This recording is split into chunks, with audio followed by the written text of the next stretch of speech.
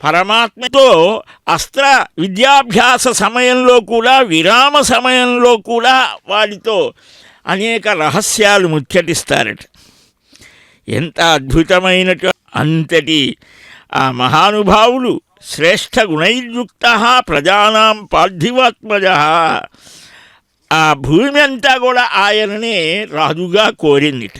ఇది పరిపాలన చేసేవారి మానం పొందటం. రాముడు ఎంత గొప్ప లక్షణాలతో ఉండి రామ రామ అనిపించుకున్నాడు. రాముడే మాకు అనేటువంటి అందువలనే అమిత తేజస్శాలి అయినటువంటి ఆ మహానుభావుణ్ణి రాజుగా, యువరాజుగా చెయ్య.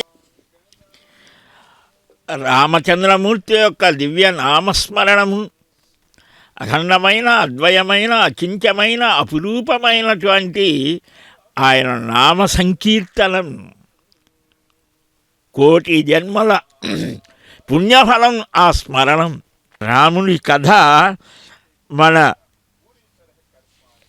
జీవితాలలో ఒక మార్పు తేవాలి.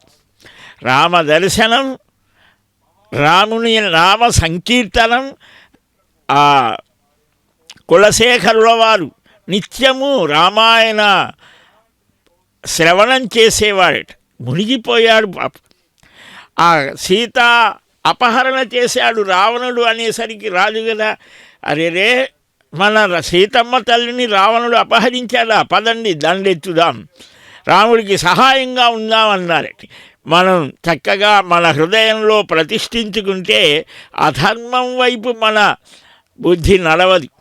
అందుకనే ఆ